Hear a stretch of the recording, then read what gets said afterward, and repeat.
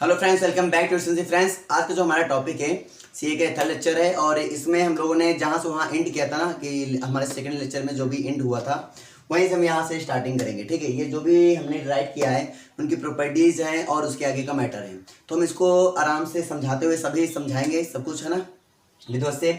लेकिन उससे पहले आपको ये लिख लेना है या स्क्रीनशॉट ले लेना है ताकि आप आराम से इसको समझ पाएँ, बिकॉज फिर समझने में हम समझाते जाएंगे, उसको मिटाते जाएंगे, जितना समझाएंगे उतना मिटाते जाएंगे। क्लियर हो गया ना?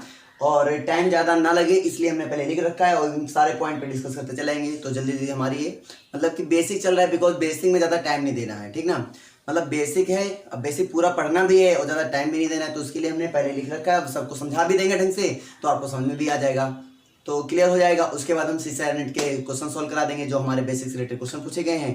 उसके बाद फिर हम नेक्स्ट अपने पहुंच जाएंगे। ठीक है, नेक्स्ट चैप्टर में एनालिटिक फंक्शन में पहुंच जाएंगे और वो चैप्टर वेरी इंपॉर्टेंट है, वहाँ से क्वेश्चन भी आते हैं अच्छे, है ना। तो पहले इतना स्क्रीनशॉट ले लो और फिर उसके बाद हम आगे बढ़ते हैं। ठीक है,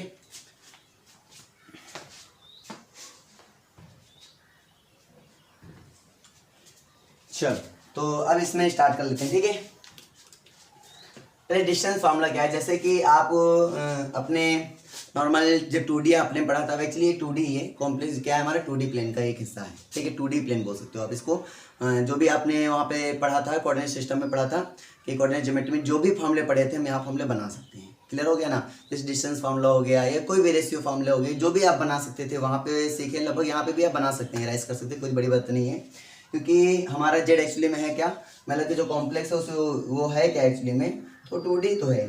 ठीक है ना, 2D तो आर्गेंट जब प्लेन मैंने तुम्हें बताया था जिसको गॉसियन प्लेन नाम दिया था मैंने, तो उस प्लेन में मैंने आपको क्या समझाया था कि ये प्लेन में आपका एक इमेजिनरी एक्सिस होता है, एक रियल एक्सिस होता है। ठीक है, आप अगर उसको ध्यान से देखेंगे तो वही तो बन जाता है ना, लास्ट में 2D बन जाता है 2D सिस्टम। तो 2D सिस्टम के अकॉर्डिंग अगर हम इसको समझेंगे तो बड़ा इजीली तरीके से हमें सारे फॉर्मूले लर्न हो जाएंगे। ठीक है, तो हमें 2D सिस्टम के अकॉर्डिंग इसको समझना है। अच्छा, यहाँ पर देखो, जैसे कि मेरे पास दिया गया है, मान लो कि 2 कॉम्प्लेक्स नंबर हमारे पास है, Z1 इक्वल टू हमारे पास x1 प्लस iy1 है और Z2 equal to x2 plus iy2 है। देन मुझे यहाँ पे इसका डिस्टेंस बोल रहा है कि इतना इसका डिस्टेंस होगा। भाई ये पॉइंट्स है, तुमने इसको एक कॉम्प्लेक्स प्लेन में पॉइंट से नोटेड किए। भाई हमारा मान लो कॉम्प्लेक्स प्लेन हो गया, ये बोल लिया इमेजिनरी एक्सिस है मेरा, ठीक है, y डैश, और ये बोल लिया हमने रियल एक्सिस है x डैश, राइट। हमने यहाँ पे कोई भी पॉइंट कहीं भी ऐसे रेंडमली बना दिया। ये पॉइंट ले लिया हमने Z1 और ये पॉइंट हमने ले लिया Z2। ठीक है, इसको मान लिया P और इसको मान लिया आपने Q। क्लियर हो गया नहीं हो गया? तो जरा P पॉइंट तो P, यानी हमने निकाला कि PQ हमारा क्या होगा। एक बार इसको जरा इमेजिन करो, अगर Z1 Z2 ना लिख के अगर हम इसको उस फॉर्म में लिखें, बिकॉज कॉम्प्लेक्स नंबर इस फॉर्म में भी लिखा जा सकता है, तो Z इक्वल टू क्या हो जाएगा, Z1 इक्वल टू क्या हो जाएगा x1 y1 और Z2 इक्वल टू क्या हो जाएगा x2 y2। अब अपने 2D प्लेन में पहुंच जाओ, जो कि हमने क्लास 11 बहुत अच्छे सीख रखा है। ठीक है, अगर उस मेथड से देखोगे तो ये हमारा हो गया फिर x1 y1 और ये हो गया मेरा x2 y2 और ये मेरा P है, ये मेरा क्या है, Q है, राइट। अब अगर हम PQ निकाल रहे हैं तो PQ मेरा क्या बन जाएगा, PQ बन जाएगा अंडर रूट, सेम मेथड जो आपने वहां पर सीखा, तो एक फॉर्मूला लगाओ, क्या होता है under root x1 minus x2 का whole square plus y1 minus y2 का होल स्क्वायर, या फिर h2 माइनस x1 का whole square plus y2 minus y1 का होल स्क्वायर।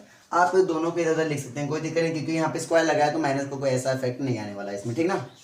अच्छा, ये हो गया, तो यहाँ तक कहानी क्लियर हो गई ना। तो मैं इसको क्या करता हूँ, मैंने पहले बताया था कि इसका नोटेशन आप ऐसे भी दिखा सकते हैं, और जहाँ पे x और y1 क्या है, x1 y1 क्या है, रियल नंबर्स होते हैं, आपको पता है बात। ठीक है, तो हम इसका नोटेशन ऐसे भी देख सकते हैं कॉम्प्लेक्स नंबर का। तो यहाँ तक अगर क्लियर हो गया तो इसको थोड़ा रब कर दें क्योंकि जगह कम है।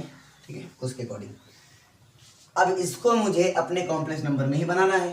ठीक है, अब ये रियल नंबर के अकॉर्डिंग है, अब इसको कॉम्प्लेक्स नंबर में कन्वर्ट करना है, because you know that under root X square plus Y square actually में होता है क्या है, तो ये होता है मेरा मॉड ऑफ जेड। क्या होता है, मॉड ऑफ जेड होता है। ठीक है, तो यहाँ पे x1 देखो समझना, तो ये मेरा होता है, और z एक्चुअली में है क्या, तो z एक्चुअली में होता है x प्लस आई वाई होता है, यानी कि इसका जो हम मॉडुलो निकालते हैं हमारा, ठीक है, मॉडुलस, तो वही तो मेरा ये आता है। ठीक है, तो x प्लस आयोटा वाई ये आ गया।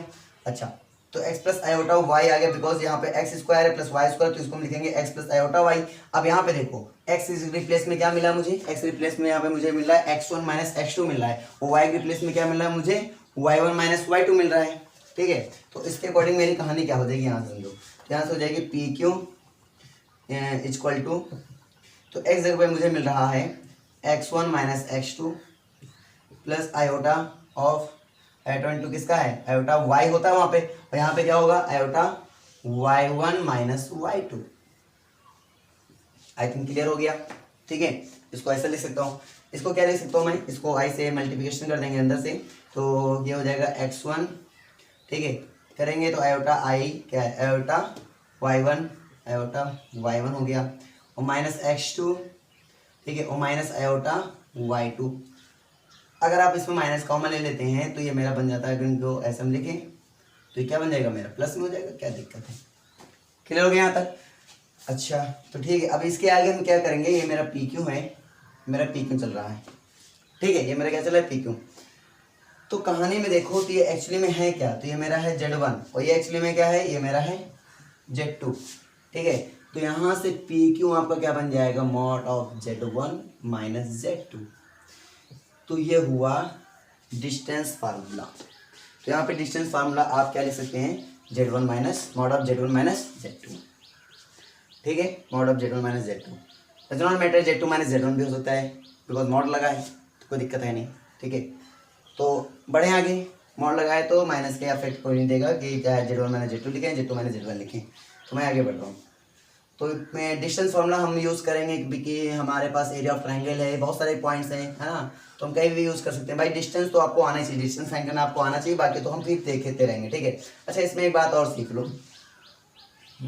सीख लो, अच्छा उसको भी सीखो, फिर आगे बढ़ते हैं। ठीक है,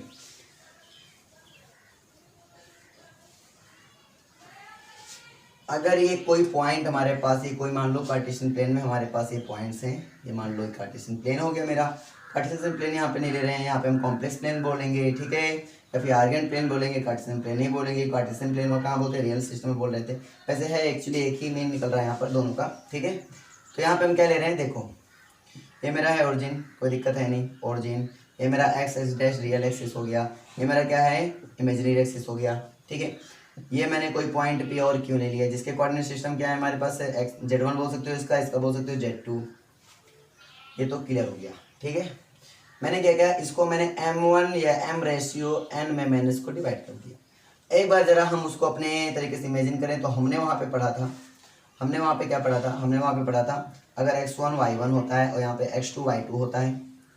ठीक है, तो हमने वहाँ पे पढ़ा था, क्या पढ़ा था, अगर ऐसा होता है m1 m2 बोल दो यहाँ पे। ठीक है, m1 m2, तो हमने फॉर्मूला पढ़ा था कि इसके जो पॉइंट्स होंगे, इस पॉइंट के, मान लो ये पॉइंट हमारा कोई है क्या, O है मान लो, ये C मान लो, ये R मान लो, जो भी मान लो हमने। ठीक है, तो ये पॉइंट हमने A मान लो ले लिया, तो इस A के जो कोऑर्डिनेट होंगे वो क्या होंगे। ठीक है, O ना, इसको डिनोट करके यहाँ पे O लिख रहा हूँ मैं। ठीक है ना, तो O के कोऑर्डिनेट क्या होंगे, तो अगर हम पता करना चाहें तो आराम से पता कर सकते हैं। फॉर्मूला हमने बहुत अच्छे से सीख रखा था, अभी हम प्रूविंग नहीं बताने वाले हैं, बिकॉज प्रूविंग बताएंगे बहुत लेंथी हो जाएगा, फिर क्लास 11 पढ़ने लगोगे आप ना। तो बस जनरल नॉलेज के तरीके से कॉम्प्लेक्स एनालिसिस को हम, ठीक है, हैंडल करने वाले हैं बस। तो यहाँ पे क्या होगा मेरा m1 x2 plus m2, internally apply कर रहा हूँ मैं, m2 x1 upon m1 plus m2। कहाँ, यहाँ पे हो जाएगा आपका m1 y2 plus m2 y1 upon m1 plus m2। ये हमने पढ़ा था वहाँ। ठीक है, अब एक्चुअली में देखा जाएगा तो ये एक कोऑर्डिनेट सिस्टम है भाई। ये अगर देखोगे तो मेरा ये x हुआ, ये मेरा क्या हुआ, y हुआ। अगर इमेजिन करो तो मेरा x y के फॉर्म में राइट है, मतलब x इक्वल टू आप ये राइट कर सकते हैं, y इक्वल टू आप ये राइट कर सकते हैं। ठीक है, क्योंकि रियल एक्सिस में राइट किया जाएगा और ये इमेजिनरी एक्सिस के लिए राइट किया जाएगा। कहानी समझ में आ रही है। हम इसको कॉम्प्लेक्स नंबर के अगर थ्रू देखें तो z equal to x y हम राइट करते हैं। ठीक है, तो एक्चुअली में z का जो फॉर्म होता है वो क्या होता है, x प्लस आई वाई होता है। तो x की रिप्लेस वैल्यू ये मुझे मिली, y की रिप्लेस वैल्यू ये मुझे मिली। ठीक है, तो अगर इसमें हम राइट करेंगे तो नया फॉर्मूला मिल जाएगा। इंटरनली के लिए हो रहा है, एक्सटर्नली के लिए नहीं हो रहा है। एक्सटर्नली के लिए यहाँ पे माइनस होता है। ठीक है, हम इंटरनली बता रहे हैं। ठीक है ना बेटा, तो यहाँ पे देखते हैं, तो यहाँ पे क्या होने वाला है मेरा, तो z equal to x plus i Y होता है मेरा। सो x की रिप्लेस वैल्यू क्या मिली मुझे, m1 x2 plus m2 x1 upon m1 plus m2। Geometry से इसको रिलेट करना, जो आपने कोऑर्डिनेट ज्योमेट्री पढ़ी थी वहां से रिलेट करो तो समझ में आ रहा होगा। ठीक है ना, और प्लस आई, अब इसको देखो y की वैल्यू देखो क्या हो जाएगा मेरे पास, हो जाएगा M1Y2, ठीक है, M1Y2 plus M2Y1 upon M1 plus M2। ये हो गया मेरा Z इक्वल टू, एक कोऑर्डिनेट है तो कोई दिक्कत नहीं है, ठीक है। अब हम लोग इसमें काम करने वाले हैं, तो देखो क्या होता है। तो यहाँ पे अगर हम पॉइंट्स निकाल रहे हैं तो क्या हो जाएगा भाई, डिनोमिनेटर सेम है तो डायरेक्टली डिनोमिनेटर का सब्ट्रैक्ट कर ले। तो M1 वाले एक साइड करेंगे तो यहाँ पे हो जाएगा M1 X2 प्लस I/Y2 यानी आयोटा Y2 और plus M2 X1 plus iota Y1 upon M1 plus M2। So Z equal to, तो यहाँ से हो जाएगा M1 है ये M1 और ये मेरा बन जाएगा Z2 प्लस M2 और ये मेरा बन जाएगा Z1 upon M1 plus M2। देखो ये वो फॉर्मूला बन गया आपका। तो वहाँ पे जितने भी फॉर्मूले आपने पढ़े थे, आई थिंक ऐसे करके आप बना सकते हो। तो गणित ज्योमेट्री के जो भी फॉर्मूले आपने पढ़े थे आप अपने यहाँ ऐसे करके कन्वर्ट कर सकते हो। क्लियर हो गया ना? तो आगे बढ़ते हैं, ठीक है। तो ये सारे पॉइंट आप याद करते चलो धीरे धीरे, तो कहानी समझ में आती चलेगी ना।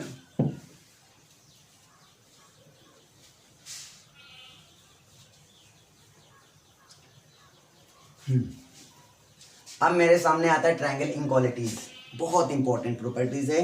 हम लोग अक्सर इसको यूज करेंगे पूरे अपने कॉम्प्लेक्स नंबर में यूज करते रहेंगे। ये कॉम्प्लेक्स एनालिसिस है और इस एनालिसिस में इसका यूज बहुत ज़्यादा होता है, ठीक है ना।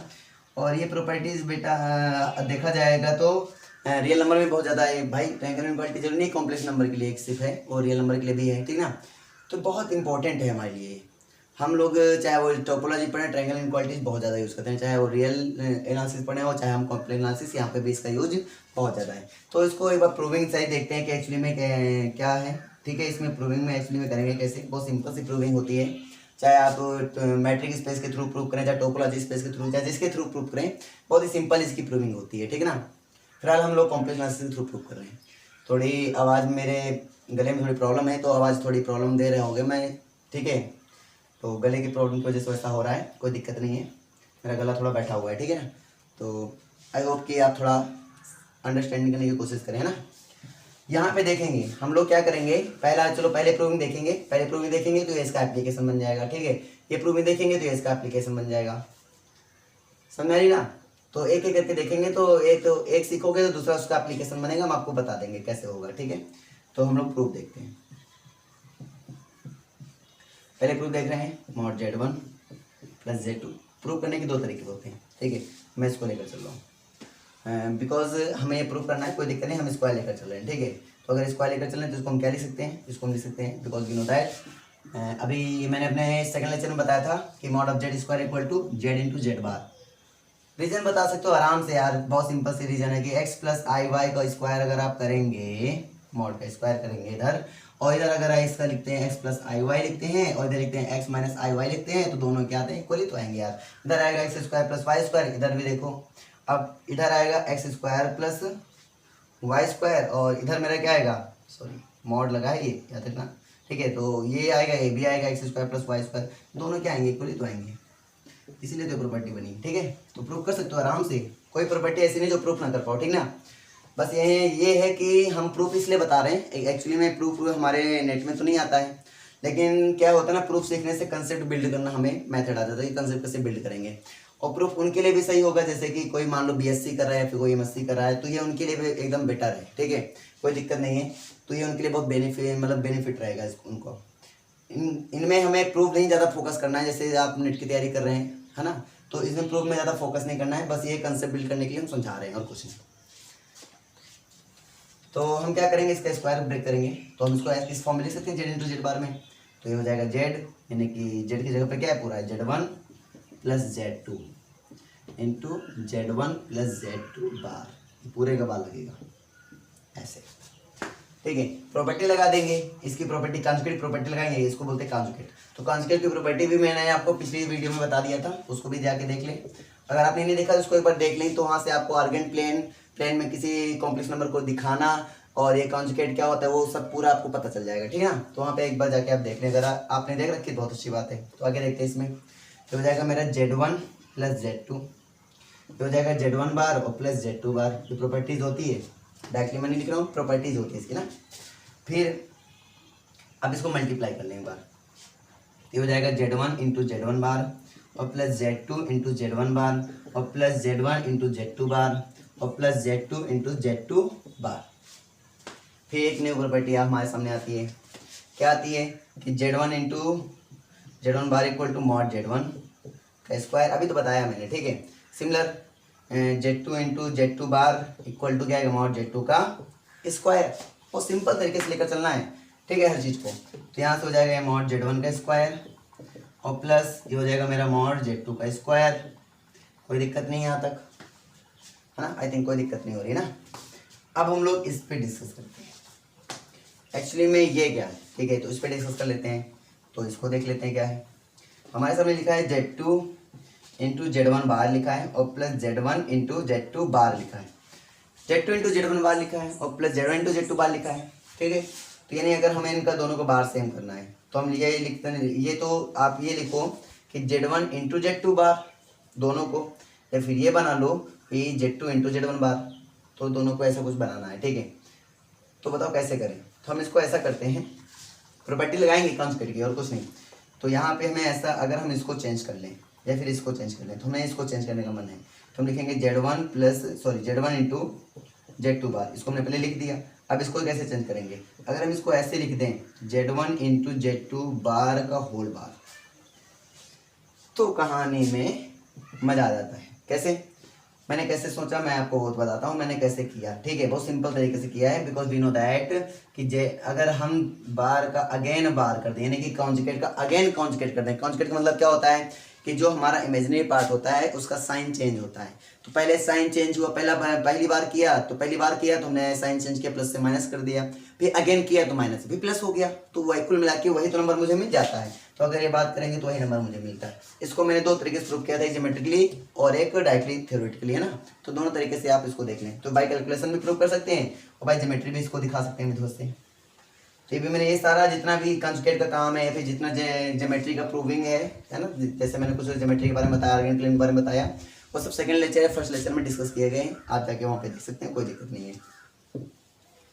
तो हमने क्या बोला, अगर आप इसको अगेन ब्रेक करेंगे तो Z1 बार हो जाएगा और इसका बार हो जाएगा अगेन, तो मतलब Z2 आ जाएगा। तो मतलब कुल मिला के यही फिर से आपको नंबर फाइंड हो जाएगा। तो हम इसके जगह पे ऐसा लिख सकते हैं।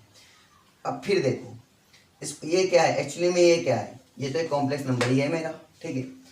अगर समझा जाए तो हम आपको थोड़ा ध्यान से अगर दिखाएं इस चीज़ को, ये कॉम्प्लेक्स नंबर मान लो ऐसा है, तो Z plus Z bar, property याद करो जो हमने बताया था, Z plus Z bar equal to 2 real of Z। यानी कि मैंने ये प्रॉपर्टी आपको बताया था, क्या बताया था कि प्योर रियल नंबर, है ना, प्योर इमेजिन नंबर, याद आ रहा है। प्योर रियल नंबर के लिए क्या होता था कि Z प्लस Z बार करोगे तो क्या होगा 2 रियल Z, ठीक है। कैसे, हम आपको बताते हैं। Z इक्वल टू मेरा होता है x प्लस आई वाई होता है, Z बार इक्वल टू क्या होता है x माइनस आई वाई होता है। एक बार इनका सम कर देंगे आप, तो यहाँ से आपका आ जाएगा Z plus Z bar equal to, ये खत्म हो जाएगा, यहाँ से 2x हो जाएगा। 2x, x को क्या बोलते हैं हम लोग, x को बोलते हैं रियल ऑफ Z, ठीक है। ये हो जाएगा रियल ऑफ Z। बन गए नहीं बन गए, ऑफकोर्स। तो इसको अप्लाई करते हैं भैया। तो यहाँ पे Z की वैल्यू क्या मिल रही है, यहाँ पे Z की वैल्यू मिल रही है Z1 इंटू Z2 बार। तो हम इसको अप्लाई कर देंगे तो मेरा हो जाएगा ये ऐसे। तो इधर ये हो जाएगा मेरा Z रियल, यानी कि 2 रियल Z1 इंटू Z2 बार, ये मेरा हो जाएगा। क्लियर नहीं क्लियर है? अगर क्लियर हो तो इसको डायरेक्टली रख दें। चलो भैया, तो इसके जगह पे हम डायरेक्टली क्या लिख सकते हैं, ये लिख सकते हैं। चलो लिख देते हैं। तो +2 रियल Z1 इंटू Z2 बार। यहाँ तक तो आपको समझ में आ गया होगा, यहाँ से कहानी कोई दिक्कत नहीं होती, यहाँ तक तो सब लोग अच्छे से कर लेते हैं। आई थिंक पहले से भी आपको आता होगा ना। बस थोड़ी सी प्रॉपर्टी को थोड़ा ब्रीफली कर रहे हैं हम, आपको रिपीट करा रहा हूँ, कुछ नहीं, हमको पता है सबने पढ़ा था, लेकिन रिपीट कर लोगे ना तो क्या होगा कि दिक्कत नहीं होगी, है ना। कंसेप्ट बिल्ड हो जाएंगे हमारे, फिर से एक बार रिपीट हो जाएगी, सिवाने पुरानी यादें ताज़ा हो जाएंगी। अच्छा एक चीज़ सोचो, हम कोई एक कॉम्प्लेक्स नंबर की इमेजिन कर लेते हैं। मान लो यहाँ पे कोई कॉम्प्लेक्स नंबर लिया Z इक्वल टू 2 + 3। इसका रियल ऑफ Z बात करेंगे, हम रियल ऑफ Z की बात करेंगे 3 आएगा, और इमेजिनरी ऑफ Z की बात करेंगे तो आपका कितना आएगा, सॉरी रियल ऑफ Z की बात करेंगे 2 आएगा, इमेजिनरी ऑफ Z की बात करेंगे कितना आएगा, वो 3 आएगा। अच्छा एक चीज़ और समझो, रियल ऑफ Z की बात करें 2 आ रहा है, अगर मॉड Z की बात करेंगे कितना आ जाएगा, 2 × 4, 3 × 9, 4 × 3 = 9, मतलब कुल मिला के 13, क्या हो गया, रूट 13। रूट था नहीं मतलब हुआ कि 2 से तो एबव है ये, है ना। अच्छा अब क्या करेंगे भाई, 3.9 समथिंग हो जाएगा। तो अब क्या करेंगे समझना, ये वैल्यू इससे बड़ी है कि नहीं, तो आपने क्या देखा रियल ऑफ जेड ये तो इक्वल हो सकता है, बिकॉज कॉम्प्लेक्स नंबर क्या हो सकता है भाई, कॉम्प्लेक्स नंबर आपका कभी कभी रियल कॉम्प्लेक्स नंबर भी तो हो सकता है मेरा, है ना। तो ये तो इक्वल हो सकता है मेरा, और या फिर इससे छोटा हो सकता है। मैं आपको इक्वल वाला प्रूव करके दिखाता हूँ। ये अगर हमने ये दे दिया तो क्या ये नहीं हो सकता, ये प्लस 0 दे दिया, ये दे दिया तो इक्वल नहीं आ जाएगा आपका, अब 0 हो गया, 0 हो गया तो यहाँ तो 2 ही आएगा, 2 आएगा, दोनों इक्वल आए नहीं आए, तो इक्वल भी हो सकता है। और ये जो मॉड जेड है वो इससे बड़ा भी हो सकता है, ये छोटा कभी नहीं हो सकता रियल ऑफ जेड से। क्लियर हो गया ना, रियल ऑफ जेड से कभी कोई छोटा नहीं हो सकता। तो हमारे सामने प्रॉपर्टी, एक नई प्रॉपर्टी निकल के आ रही है। क्या प्रॉपर्टी निकल के आ रही कि रियल ऑफ जेड है मेरा जो, वो लेस आर इक्वल टू होगा इसके मॉड ऑफ जेड की, ये प्रॉपर्टी निकल। यानी कि ये जो हमने रियल ऑफ जेड है, अगर हम उसको इस प्रॉपर्टी के अकॉर्डिंग ब्रेक करें तो हम इसको क्या लिखते हैं, mod of Z1 into Z2 बार, ठीक है, mod of Z1 into Z2 बार लिख सकते हैं, कोई दिक्कत नहीं है। तो इसको हम लिख रहे हैं फिर से, बहुत जगह कम है इसलिए दिक्कत हो रही है, कोई नहीं इधर लिख रहा हूँ मैं। तो हो जाएगा इधर Z1 प्लस Z2 का होल स्क्वायर इक्वल टू, यहाँ से क्या आएगा मेरा Z mod square of mod of Z1 और plus square of mod of Z2, और यहाँ से लेस सारी इक्वल टू लगा दीजिए आप, कोई दिक्कत नहीं है। ये लेस होता है ना, कहानी में समझो, ये लेस होता है, ठीक है। तो जो वैल्यू आएगी वो ऐसे लगेगी, लेस आर इक्वल टू, मिलोगे तो मतलब यहाँ पे लेस आर इक्वल टू, भाई ये वैल्यू उससे क्या होगी, लेस हो जाएगी। तो हम डायरेक्टली कर दे रहे हैं, मतलब कि हम इसको अगर यहाँ directly less or equal to लगा दें कोई दिक्कत तो नहीं है, यहाँ पे डायरेक्टली अगर लेस आर इक्वल टू लगा रहे हैं, बिकॉज क्यों, क्योंकि ये लेस वैल्यू है, तो जो वैल्यू अगली लिखेंगे तो वो क्या होगी, ये वैल्यू लेस होगी, वो वैल्यू ग्रेटर होगी, क्यों, क्योंकि हम यहाँ पे मॉड जेड लगाने वाले हैं, अदरवाइज तो सेम रहेंगे, तो इससे फर्क पड़ने वाला नहीं है। लेकिन इस वाले ऐसे नंबर से इस वैल्यू में और इस वैल्यू में इफेक्ट आएगा, क्यों, क्योंकि इधर हम यूज करने वाले हैं मॉड Z1 टू Z2 बार, और इधर यूज किया मैंने to real Z1 to Z2 बार, तो फर्क आएगा नहीं आएगा, बहुत फर्क आएगा, है ना। तो रब करें, तो ये बात समझ में आ गया स्टेप, तो आई थिंक ये स्टेप समझ में आ गया, तो इसको थोड़ा रब कर दें, है ना। तो यहाँ से हम इसको यहाँ लिख रहे हैं, ठीक है। ये हो जाएगा मेरा लेस आर इक्वल टू, क्या हो जाएगा, मॉड Z1 का स्क्वायर प्लस मॉड Z2 का स्क्वायर और प्लस ये हो जाएगा 2, ठीक है, और यहाँ हो जाएगा मॉड Z1 इंटू Z2 बार। अब क्या कहानी करें, तो यहाँ से कहानी पता है क्या निकल के आती है, अगर हम इसको ब्रेक कर दें, भाई मॉड प्रॉपर्टी ब्रेक कर दो, कोई दिक्कत वाली बात नहीं है, इंट वाली प्रॉपर्टी जो मॉड में नहीं होती है वो ब्रेक कर दो। तो यहाँ से निकल के आता है मॉड Z1 का स्क्वायर प्लस मॉड Z2 का स्क्वायर, ठीक है, और प्लस 2 मॉड Z1 इंटू जो मॉड Z2। अच्छा मैंने डायरेक्टली मॉड Z2 क्यों लिख दिया, यहाँ पे तो बार हमने बार लगाया नहीं है। तो आपको मैं बता दूँ, चाहे वो कॉन्स्टेंट वैल्यू हो और चाहे कॉम्प्लेक्स नंबर हो, जिसका आपने कॉन्स्टेंट निकाला है, ठीक है, सपोज करो ये Z2 इक्वल टू हमारा आया x plus x2 plus i/2, ठीक है, और यहाँ पे Z2 बार इक्वल टू आया मेरा x2 माइनस i/2 यानी i/2, ठीक है। और अगर आप इन दोनों का क्या करते हैं, मॉड करते हैं, इसका भी मॉड करें इसका भी मॉड करें, जब इसका मॉड इसका भी मॉड होता है ना, दोनों का वैल्यू सेम आती है, root x1 square sorry h2 square plus y2 square, और यहाँ पे भी आता है आपका h2 square plus y2 square. तो डज नॉट मैटर, दोनों क्या होते हैं हमारे, इक्वल होते हैं, ठीक है। क्लियर हो गया ना, और बाकी तो हमें समझ में आ ही गया होगा। तो a square plus b square plus 2ab formula मिल गया, a square plus b square plus 2ab, इसका मिल गया a प्लस बी का होल स्क्वायर। तो आप लगा दीजिए भाई a प्लस बी का होल स्क्वायर, तो बना हमारा mod Z1 plus mod Z2 का होल स्क्वायर। तो ये इसके इक्वल है, ये तो आपस में इक्वल है, ये इक्वल चल रहा है, ये इसके लेस है ना। तो कहानी ये आ गई, तो स्क्वायर रूट बाई कर लो, तो यहाँ से इम्प्लाइज दैट आपको क्या मिल जाता है, mod Z1 plus Z2 less or equal to mod Z1 और प्लस मॉड Z2, ये आपको मिल जाता है। ये तो आपको लाना था। चलो तो ये कहानी समझ में आएगी नहीं है, दो जगह यहाँ पे कंसेप्ट मेन होते हैं, पहले तो ये तो हमारा हो ही जाता है, कोई दिक्कत नहीं है, आप यहाँ तक रियल ऑब्जेक्ट तक तो आराम से कर ही लेते हैं, ठीक है। रियल ऑब्जेक्ट को आप ये कंसेप्ट बनाते हैं, रियल ऑब्जेक्ट हमारा क्या होता है, वो लेस आर इक्वल टू होता है किसके, मॉड ऑब्जेक्ट के। ठीक है। अब उसके आपने फिर यहाँ से कंसेप्ट हमारा ये निकला, तो इसको अप्लाई किया तो हमारा जो न्यू फॉर्म बनेगा अब ये आ गया। अब हम जानते हैं कि किसी भी कॉम्प्लेक्स नंबर का जो मॉडुलर होता है, अब उसके कॉन्जुगेट का भी मॉडुलो के क्या होता है, इक्वल होता है। ठीक है, कॉन्जुगेट का मॉडुलो करो और उस कॉम्प्लेक्स नंबर का मॉडुलो करो, जिसका वो कॉन्जुगेट है, वो दोनों आपस में क्या होंगे, इक्वल होंगे। तो इस प्रॉपर्टी को यूज करके हमने ब्रेक किया, फिर ए प्लस बी का होल स्क्वायर बना दिया और आराम से हमारा सॉल्व हो गया। ठीक है ना, तो हमने पहले प्रॉपर्टीज को यूज कर डाली, तो पहले प्रॉपर्टी आराम से प्रूफ हो गया। अब चलो देखते हैं। ठीक है, दूसरी देख लेते हैं एक बार। दूसरी क्या है, दूसरी ये है कि अगर हम लिख सकते हैं Z1 माइनस Z2, मेरे पास है सपोज करो, हम इसको लिख सकते हैं Z1 प्लस माइनस Z2, ऐसे लिख सकते हैं, नहीं लिख सकते हैं, लिख सकते हैं। अब इसको हम फिर ये प्रॉपर्टी यूज़ करेंगे। अब ये प्रॉपर्टी इसमें यूज़ कर सकते हैं। ठीक है, इसको यूज़ कर रहे हैं तो यहाँ पे हो जाएगा less or equal to mod Z1 और प्लस यहाँ पे हो जाएगा मॉड माइनस Z2, हो जाएगा, नहीं हो जाएगा। आपको पता है माइनस का मॉड प्लस ही होता है ना, तो यानी कि ये हो जाएगा less or equal to, sorry directly इसके इक्वल लिख लो, हो जाएगा मॉड ऑफ Z1 और प्लस मॉड ऑफ Z2। तो यहाँ से एक कहानी प्रूफ हो गई। और क्या, ये भी कहानी आपकी प्रूफ हो गई, है ना, दोनों कहानी निकल आई। मैंने पहले बताया था एक तो आपको प्रूफ करना पड़ेगा, तो दूसरा इसका क्या होगा, एप्लीकेशन होगा, कोरोलरी होगा। ठीक है ना, कोई दिक्कत नहीं है।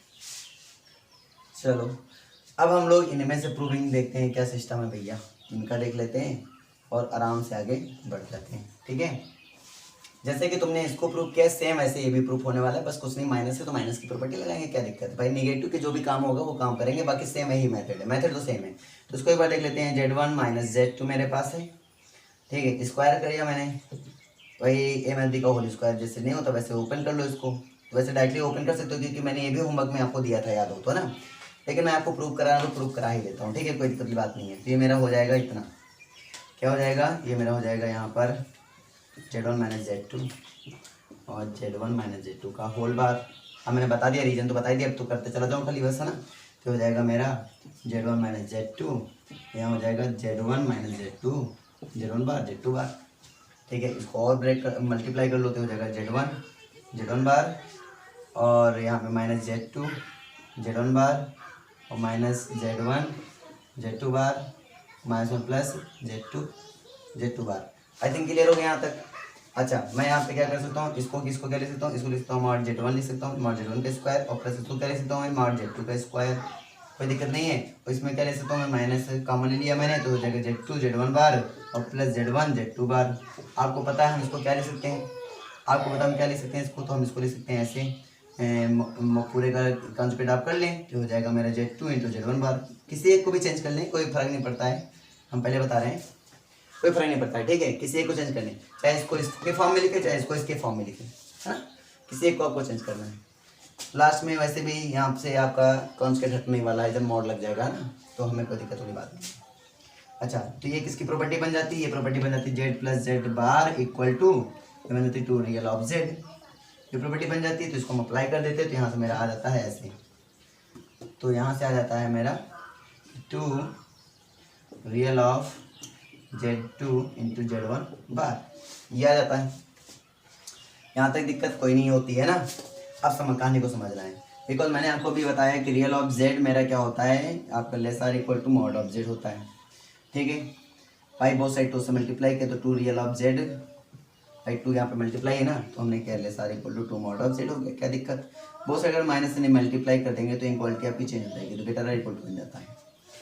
तो ये कहानी है इसकी, भाई माइनस है ना तो आपको माइनस को ध्यान देना पड़ेगा, तो माइनस को आप जब मल्टीप्लाई करेंगे तो क्या हो जाएगा, ग्रेटर आर इक्वल टू बन जाएगा। अच्छा, माइनस इक्वालिटी क्यों चेंज होती है, तो एक बार प्रैक्टिकली वैल्यू देख लेते हैं। जैसे मान लो 100 लेस आर इक्वल टू है, ये लेस देन है इसके 120 के। अगर जैसे आप 100 में माइनस से मल्टीप्लाई करेंगे ये, तो आप बताओ बड़ा कौन हो गया, ये हो गया ना, तो इसकी तरफ इक्वालिटी होगी कि नहीं होगी, आराम से होगी, माइनस से चेंज होती है इक्वालिटी। ठीक है, लर्न करने की जरूरत नहीं, समझने की जरूरत है। तो ये बात क्लियर हो गया। अब यहाँ पे वहाँ पे क्या था, less or equal to break हुआ था क्योंकि वहाँ प्लस था, अब यहाँ पे निगेटिव, यहाँ पे क्या हो जाएगा, ग्रेटर आर इक्वल टू हो गया, है ना, बिकॉज यहाँ पे मैंने माइनस लगा दिया। तो आई थिंक क्लियर हुआ है। तो इसको हम अगर आगे सॉल्व करेंगे तो मेरे सामने ये निकल के आएगा, ग्रेटर आर इक्वल टू क्या निकल के आएगा, मॉड ऑफ Z1 का स्क्वायर और प्लस मॉड ऑफ Z2 का स्क्वायर, और यहाँ पे आएगा माइनस का, यहाँ पे आएगा 2, ये आएगा Z1, डायरेक्टली ब्रेक कर दें। जैसे कभी मॉड प्रॉपर्टी अप्लाई की थी मैंने तो कॉन्जुगेट मेरा हट गया, तो ठीक है डायरेक्टली कर रहा हूँ, तो ये हो जाएगा Z2। आई थिंक क्लियर हो गया, ये मैंने लिखा होल स्क्वायर का फॉर्मूला। ए माइनस बी का होल स्क्वायर का फॉर्मूला है, तो लगा लीजिए भैया। लगाएंगे तो क्या आ जाएगा, तो आपका आ जाएगा Z1 माइनस Z2 का whole square greater equal to mod Z1 minus mod Z2 का होल स्क्वायर। तो यहाँ से मिल गया मुझे mod Z1 minus Z2 greater equal to mod Z1 minus mod Z2। चलो ये भी प्रूफ हो गया, ये प्रूफ हुआ, ये इसका एप्लीकेशन है। थिंक करो कैसे प्रूफ होगा, थिंक करो तब तक मैं करूँ, ठीक है। आप थिंक करें तब तक हम इसको सॉल्व करें। यहाँ पे हो जाएगा मॉड Z1 और प्लस Z2 इक्वल टू, इसको लिख सकता हूँ Z1 माइनस माइनस Z2, लिख सकता हूँ, लिख सकता हूँ, ऑफकोर्स लिख सकता हूँ भाई, माइनस वन प्लस हो जाएगा। अच्छा यहाँ से देखें, अब इसको ये प्रॉपर्टी अप्लाई कर देंगे तो मेरा हो जाएगा ग्रेटर आर इक्वल टू, हो जाएगा Z1 और माइनस यहाँ पे हो जाएगा माइनस Z2। माइनस का भाई कोई मतलब होता नहीं है क्योंकि मॉड है ना, तो यहाँ से हो जाएगा Z1, ठीक है, और यहाँ से हो जाएगा माइनस Z2। लो आपका प्रूफ हो गया। कोई दिक्कत आई थिंक नहीं हो रहा है ना, तो बढ़ते जाओ। तो ये ट्रायंगल इनक्वालिटी भी आपकी क्या हो गई, फिनिश हो गई, ठीक है। ट्रायंगल इनक्वालिटी आपकी क्या हो गई, फिनिश हो गई। थोड़ी आवाज़ वाली इशू है, थोड़ा याद देखना आप लोग, है ना, क्योंकि मेरे गले में है प्रॉब्लम, मैं ज़्यादा चिल्ला नहीं सकता हूँ, ठीक है। तो इस बात को आप थोड़ा ध्यान देना, ठीक है ना। तो जनरल इक्वेशन ऑफ सर्किल, ये मेरा जनरल इक्वेशन है सर्किल का, जिसमें से आपको कह दिया गया where a is a complex number, ठीक है। ए मेरा क्या रहेगा, कॉम्प्लेक्स नंबर यहाँ पे यूज हो रहा है, ए कॉम्प्लेक्स नंबर के फॉर्म में, और बी मेरा रियल नंबर। ये आपको याद रखना है कि जेड इंटू जेड बार, ठीक है, और प्लस ए जेड बार और प्लस ए बार जेड और प्लस बी इक्वल टू 0। अगर ऐसे फॉर्म का कोई इक्वेशन आपको मिलता है तो समझ जाना वो जनरल इक्वेशन है इसका, सर्किल का जनरल इक्वेशन फॉर्म है आपका, ठीक है। और इसमें जो होता है मेरा ए, वो क्या होता है, ए मेरा कॉम्प्लेक्स नंबर होता है, बी मेरा क्या होता है, बी मेरा रियल नंबर होता है। ये याद रखना, ए मेरा कॉम्प्लेक्स नंबर है, बी मेरा रियल नंबर है। अगर ए कॉम्प्लेक्स नंबर ना होता तो इसका कोई मतलब नहीं रहता कि हम बार लगाए, है ना। तो कॉम्प्लेक्स है तभी तो बार लगाए, तो फॉर्म से ही समझ सकते हो कि ए मेरा कॉम्प्लेक्स नंबर है और बी मेरा क्या रियल नंबर है। बिकॉज अगर ये मेरा रियल नंबर होता तो भाई कॉन्जुगेट कोई मतलब ही ना होता, क्यों, क्योंकि 2 का कॉन्जुगेट क्या होगा भाई, 2 होगा, 3 का कॉन्जुगेट क्या होगा, 3 होगा, बट 3 + 4 आएगा, कॉन्जुगेट क्या होगा भैया, 3 - 4 आई होगा।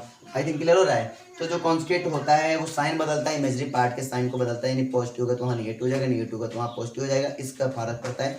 बाकी आप ये सोचो कि रियल का अगर हम कॉन्जुगेट करते कोई इफेक्ट नहीं पड़ता। तो हम फॉर्म से पता कर सकते हैं कि ए मेरा क्या है, कॉम्प्लेक्स नंबर है, और बी मेरा क्या है, रियल नंबर है, ठीक है। सेंटर यहाँ पे क्या होगा, सेंटर आपको याद रखना है कि माइनस ए मेरा सेंटर होता है, और रेडियस क्या होता है, रेडियस मेरा ये होता है। ऐसे 2D प्लेन की तरह है, ठीक है, जो आपने उसमें सीखा था ना कॉनिक सेक्शन में, तो कॉनिक सेक्शन की तरह है ये, और कुछ नहीं। ये जितने भी सर्किल के इक्वेशन फॉर्म होते हैं, अगर कॉनिक सेक्शन से आप रिलेट करेंगे तो तुरंत मिल जाएगा, क्योंकि डिस्टेंस फॉर्मूला ने आपको पढ़ना सिखा दिया, बट डिस्टेंस फॉर्मूला आपको आ गया, बस कर डालोगे यार। चलो एक दो मैं करता हूँ, है ना, एक दो भी मैं कर भी दूंगा, कोई दिक्कत नहीं है, समझा दूंगा थोड़ा बहुत, है ना। कैसे, मान लो हमने ये लिया कोई आर्गन प्लेन ले लिया भाई, ये इमेजरी एक्सिस हो गया भाई, ये मेरा क्या हो गया, रियल एक्सिस हो गया, क्लियर है ना। ये मेरा है सेंटर, ठीक है। हम इस सर्किल को बना रहे हैं, सर्किल का सेंटर भाई यहाँ पे समथिंग मान लो ऐसा कोई सर्किल हमारे पास है, ठीक है। ये हमारा कोई Z0, ये हमारा क्या सेंटर है, ये मेरी रेडियस है, तो रेडियस ले लेते हैं R। ये कोई जेड पॉइंट है, locus of point, locus point हमारा जेड है। अच्छा लोकस, ये बहुत इंपॉर्टेंट है, लोकस आप 2-3 अभी इक्वेशन फॉर्म राइट आपको कराएंगे, लोकस से क्वेश्चन थोड़ा अच्छे से बिल्ड होते हैं, ठीक है। तो लोकस हमें सीखना है बहुत अच्छे से, लोकस IIT में भी काफ़ी अच्छा पूछ सकता है, ठीक है। तो लोकस बहुत इंपॉर्टेंट है, लोकस तैयार करेंगे हम लोग अभी ना। फिलहाल अभी लोकस से पहले ये सारी छोटी छोटी बातें सीखें। तो क्या है, लोकस पॉइंट है हमारा जेड, ठीक है, Z0 क्या है, सेंटर है, R क्या है, रेडियस है, सारी बातें क्लियर है। ये सर्किल फॉर्म मैंने कर लिया। अच्छा तो सर्किल का इक्वेशन कैसे बनाएंगे, ये कैसे बना, अगर हम इसको देखें तो ये मेरे हो जाएंगे x0 y0, ठीक है। इसको देखेंगे हो जाएगा x y, ये r है मुझे पता है। Distance between 2 points, distance between 2 points, तो चाहे तो वहाँ से अगर रिलेट करना चाहो, जो कॉनिक सेक्शन में आपने पढ़ा तो वहाँ से रिलेट करोगे तो भी निकलेगा। अगर इसको O लेते हो, ये P लेते हो तो OP आप निकालो। अगर आप OP निकालते हैं तो OP क्या आएगा, अगर वहाँ से आप देखते हैं अपने यहाँ से तो आएगा x - x0 और का whole square plus y - y0 का होल स्क्वायर। भाई वहाँ पे पता क्या होता था, यहाँ पे होता था h और k होता था, h और k होता था भैया वहाँ पे, ठीक है ना।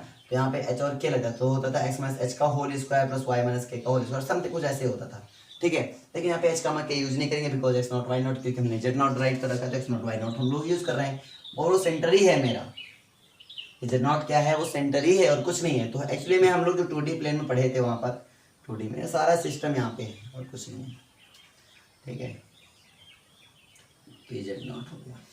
तो डिस्टेंस अगर इसका निकालते हो आप, तो अभी हमने सीखा डिस्टेंस बिटवीन 2 पॉइंट्स का, क्या सीखा है अभी मैंने, तो मैंने सीखा है मॉड, यहाँ से हो जाएगा जेड माइनस जेड नॉट। अभी मैंने बताया था चाहे mod z two minus z one लिखो या फिर mod of z one minus z two लिखो, कोई इफेक्ट पड़ने वाला नहीं है, ठीक है।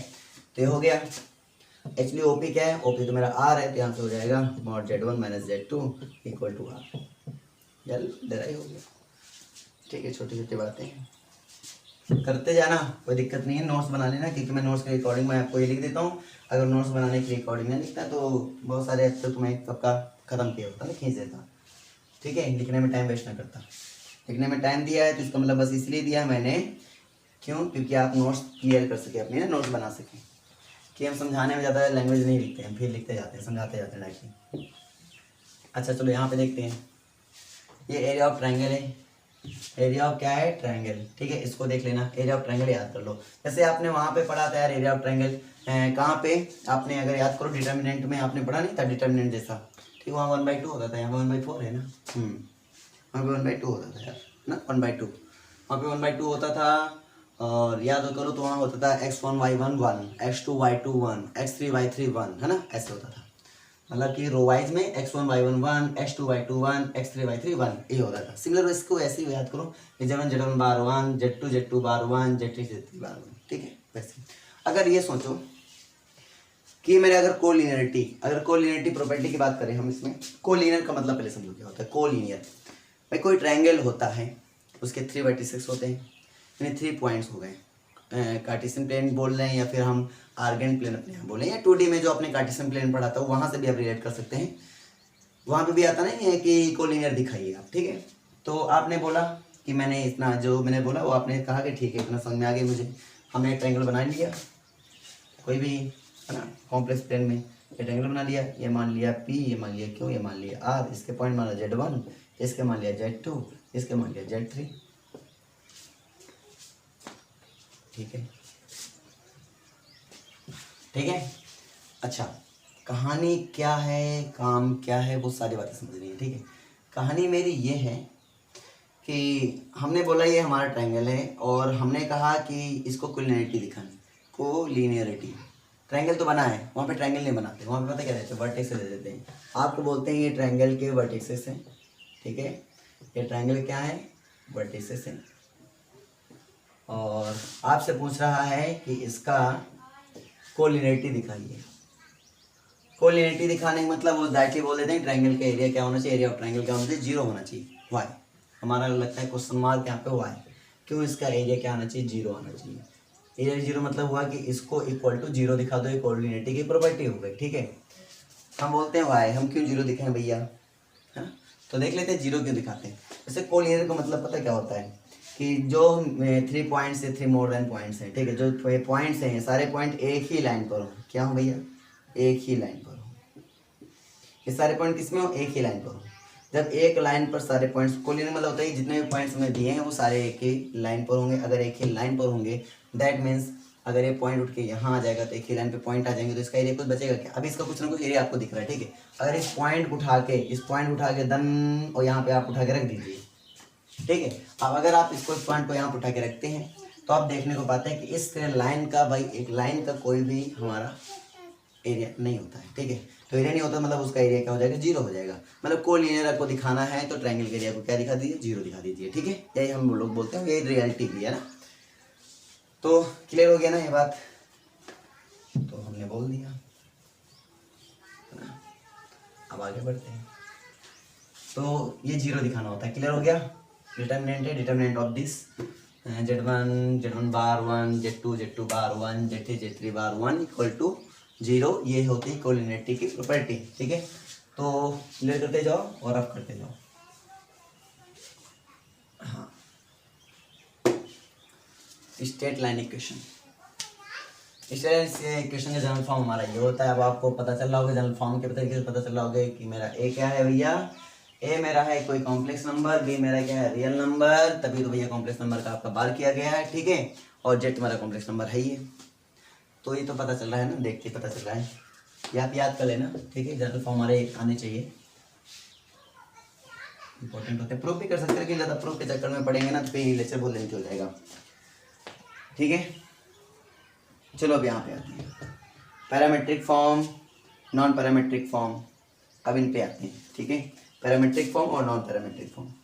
नॉन पैरामेट्रिक फॉर्म है तो हमारा स्ट्रेट लाइन इक्वेशन ही है। अब इसको नॉन पैरामेट्रिक, पहले नॉन पैरामेट्रिक समझो, ठीक है। नॉन पैरामेट्रिक जो होता है ना, उसको समझने के लिए मैं आपको थोड़ा एक ट्रिक बता दूँ। भाई हमने लोकस ऑफ पॉइंट ले लिए, जैसे Z1 Z2, तो हमें पता है कि Z1 Z2 हमारे क्या है, एक स्ट्रेट लाइन के पॉइंट्स हैं, ठीक है। जैसे स्ट्रेट लाइन होकर हमारी जा रही है पास थ्रू दिस पॉइंट, ठीक है ना। स्ट्रेट लाइन है जो कि पास थ्रू दिस पॉइंट मतलब कौन कौन से पॉइंट, वो मान लिया हमने Z1 और एक मान लिया मैंने Z2, इन पॉइंट्स होकर मेरा जाता है, समझ में आ रही कहानी। तो इस पॉइंट्स होकर जा रहा है तो इसका मैंने स्ट्रेट लाइन इक्वेशन बना लिया। लेकिन हमने बोला अगर हम कोलिनियरिटी प्रॉपर्टी से हम इसको प्रूफ करें तो कोई दिक्कत नहीं, हम देखो अपनी तरीके से उसको बता रहे हैं, ठीक है। अगर हम इसको कोलिनियरिटी तरीके से प्रूफ करें तो मतलब ये है कि हम इसमें एक लोकस ऑफ पॉइंट ले लें, लोकस ऑफ जेड, ठीक है।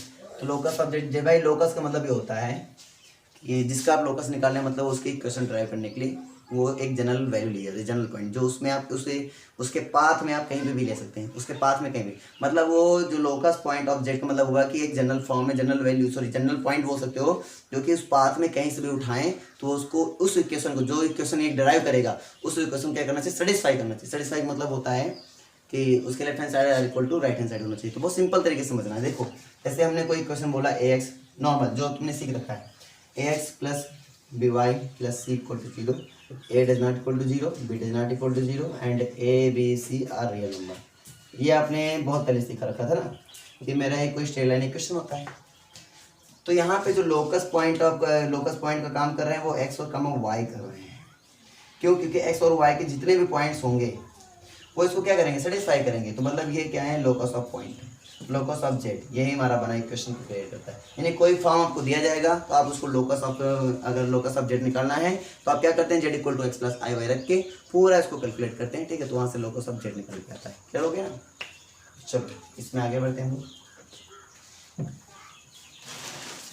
तो लोकस ऑफ जेड क्लियर हुआ। तो हमने यहाँ पे जो एक पॉइंट लिया लोकस ऑफ जेड ले लिया, वो जेड आप यहाँ पे भी हो सकता है, यहाँ पे कहीं भी आप जेड इसको एज्यूम कर लें, ठीक है। और अगर जेड एज्यूम करते हैं तो हमने तो Z1 Z2 से वही निकाल लिया कि हमारे Z1 Z2 क्या निकाल लिया कि मेरा क्या हो गया, एक स्ट्रेट लाइन इक्वेशन मिल गई। तो अब जेड के जितने भी पॉइंट्स होंगे, उसको क्या करेंगे, सेटिस्फाई करेंगे, ठीक है। क्या करेंगे, सेटिस्फाई करेंगे। क्लियर हो गया, नहीं हो गया। या फिर आप बोल सकते हो कि इसके Z1 जेड से और Z2 का हमने क्या निकाला, एक हमने स्ट्रेट लाइन इक्वेशन फाइंड कर लिया, ठीक है। तो Z1 के जितने भी पॉइंट्स होंगे ना उसको क्या करेंगे, सेटिस्फाई करेंगे। क्या करेंगे, सेटिस्फाई करेंगे, ठीक है। तो ये आप समझ सकते हैं। तो अगर ये तीनों पॉइंट एक ही लाइन पर हैं तो हम बोलेंगे कोलिनियर है। क्या है, कोलिनियर है। अगर कोलिनियर है तो दैट मीन्स क्या होगा, कोलिनियर का मतलब होता है कि इसका जो एरिया होगा वो क्या होगा, 0 होगा। तो हम एरिया 0 होगा बात कर रहे हैं। तो पहला भाई 2 पॉइंट है Z1 Z2 पता, लेकिन ये तीसरा पॉइंट मुझे 3 लिया, तो चाहे इसको पहला पॉइंट मानो, इसको दूसरा पॉइंट मानो, इसको तीसरा पॉइंट मानो, ठीक है। तो हम इसको लिख रहे हैं Z बार 1 Z1 बार 1 Z2 बार 1। इसको पहले लिख लो, क्या दिक्कत है, यहाँ लिख लो। तो आपको पता चल गया ना कि मैंने इसको ऐसे बोला भाई, ये लाइंस, ये एक ही लाइन, एक ही स्ट्रेट लाइन पे हमारे ये सारे पॉइंट होंगे तो हम इसको ऐसे राइट कर सकते हैं, कोई दिक्कत वाली बात नहीं है। आई थिंक क्लियर हो गया, ठीक है। अब इसको इस फॉर्म में कैसे लिखेंगे, तो यार सिंपल सा डिटर्मिनेंट सॉल्व कर लो, ये फॉर्म ऑटोमेटिक बन जाएगा, ठीक है। डिटर्मिनेंट सॉल्व कर लो, अब ये फॉर्म ऑटोमेटिक बन जाएगा, बना लेना है, ठीक है। इतना तो कर ही लोगे। अब आगे बढ़ते हैं, ठीक है। चलो अब देख लेते हैं नेक्स्ट हमारा क्या है, पैरामेट्रिक फॉर्म है। तो पैरामेट्रिक फॉर्म देख लेते हैं। इसका पैरामेट्रिक फॉर्म के लिए समझो, इसमें मैंने डायरेक्टली यूज़ कर दिया है वैसे, लेकिन इसको समझ लो कि मान लो इसमें आपको 2 पॉइंट्स, आपको कम से कम 2 पॉइंट्स आपको दिए जाएंगे। मान लो Z1 और Z2 आपको दिए जा रहे हैं, ठीक है। Z1 और Z2 को क्या दिए जा रहे हैं, पॉइंट दिए जा रहे हैं। इनको मिलाने से, यानी कि आप इनको मिलाने वाली ऐसे आप एक लाइन ड्रा करें जो इनको, यानी इन पॉइंट से होकर जा रही है आपको, ठीक है। Passes through this points. अब हमें एक ऐसी लाइन ड्रा करनी है जो इनसे क्या हो रही है, पास हो रही है। हमने लाइन ड्रा कर लिया, कोई दिक्कत नहीं। अगर आप इसको प्लेन में समझना चाहें प्लेन में समझ लें, जैसे समझ लें, कोई दिक्कत वाली बात नहीं, हम ऐसे जनरली सीख रहे हैं, ठीक है। अब हमने क्या बोला कि आपको एक जेड ऐसा पॉइंट लेना है जो इसको डिवाइड कर रहा है। तो हमने एक पॉइंट जेड ऐसा लिया जो इसको क्या कर रहा है, डिवाइड कर रहा है। तो जेड इसको डिवाइड कर रहा है किस रेशियो में, वो हमने लिए यहाँ पर कि 1 भाई देखो हमारा होता है m रेशियो, मान लो n होता है, ठीक है। तो मैं इसको अगर लैम्डा जूम कर लूँ तो ये कुल मिला के नेक्स्ट रेशियो जो मेरा बनेगा वो बन जाएगा लैम्डा रेशियो 1, ठीक है, लैम्डा रेशियो 1। तो हम इसको लैम्डा रेशियो 1 में हमने क्या कर लिया, इसको डिवाइड कर लिया। तो हमने सपोज किया है कि हमने एक जेड पॉइंट ऐसा लिया है जो उसको क्या कर रहा है, डिवाइड कर रहा है किस रेशियो में, लैम्डा रेशियो 1 में क्या कर रहा है, डिवाइड कर रहा है, ठीक है। तो अगर आप इसका पॉइंट निकालना चाहेंगे, इसका क्या निकालना चाहेंगे, पॉइंट निकालना चाहेंगे, तो पॉइंट मेरा क्या होगा, वो तो पॉइंट आप रख राइट करें भैया। यहाँ पे क्या हो जाएगा, जेड इक्वल टू, भाई हमने जेड पॉइंट मान रखा है। अब जेड पॉइंट निकालने का मेथड क्या था, मैंने आपको बताया कि क्या लिखोगे, m1 z2 plus m2 z1 upon m1 plus m2। Because यहाँ पे m1 आपका क्या है, लैम्डा है, और m2 क्या आपका 1 है, और बाकी सब रख दीजिए इसी में, ठीक है। तो मेरा क्या हो जाएगा ये, तो मेरा हो जाएगा यहाँ पर m1 by m1 z2 plus m2 z1 upon m1 plus m2, मेरा ऐसा था। तो जहाँ m1 है वहाँ पे लग गया लैम्डा, जहाँ m2 है वहाँ लग गया 1, ठीक है, लैम्डा 1। यहाँ तक तो कोई दिक्कत है नहीं कहानी में। तो हो जाएगा जेड इक्वल टू हमारा ये हो जाएगा लैम्डा, तो यहाँ पे वो लैम्डा अपॉन लैम्डा प्लस 1, ये आ गया z2, और प्लस यहाँ आ गया हमारा z1, और ये आ गया z1 अपॉन लैम्डा प्लस 1। यहाँ तक कोई दिक्कत नहीं, ठीक है। अब आगे हमारा कहानी यहाँ से क्या बढ़ेगा, कहानी ये है हमारी कि लैम्डा अपॉन लैम्डा प्लस 1 को हम क्या बोलते हैं, एक लेट कर लें। चलो हम लेट कर रहे हैं कि 1 अपॉन लैम्डा प्लस 1 को हमने लेट कर लिया टी, क्या लेट कर लिया टी। अगर इसको टी मैंने लेट किया है तो यहाँ से देखो कहानी क्या हो जाएगी कि आपको भाई इसकी वैल्यू भी निकालनी है। तो 1 माइनस टी कर दो एक बार ज़रा, 1 माइनस टी करोगे तो हो जाएगा 1 माइनस 1 अपॉन 1 प्लस लैम्डा। इसको अगर आप कर देंगे तो यहाँ से हो जाएगा आपका भाई 1 से 1 में तो कैंसिल आउट हो जाएगा, लैम्डा अपॉन 1 प्लस लैम्डा, यानी कि लैम्डा अपॉन 1 प्लस लैम्डा की वैल्यू क्या लिखेंगे, 1 माइनस टी लिखेंगे, और 1 अपॉन लैम्डा प्लस 1 की वैल्यू क्या लिखेंगे, टी लिखेंगे, ठीक है। तो यहाँ पे हो जाएगा मेरा जेड इक्वल टू इसकी जगह पे आप क्या रख सकते हैं, इसकी जगह पे आप रख सकते हैं 1 माइनस टी, तो ये हो जाएगा 1 माइनस टी z2 प्लस इसके जगह पे क्या लिखेंगे टी, तो टी z1, ये हो जाता है मेरा, ठीक है, पैरामीट्रिक फॉर्म है, ठीक है। ये मेरा क्या है, पैरामीट्रिक फॉर्म। तो पैरामीट्रिक फॉर्म भी देखो आराम से प्रूफ हो गया, आई थिंक क्लियर हो रहा है, बढ़ते जाएंगे। हाँ, तो linear equation straight line equation भी आपका सॉल्व हो गया, ठीक है। तो ये टॉपिक ही फिनिश कर दो।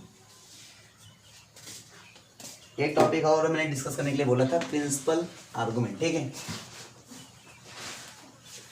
Principal argument.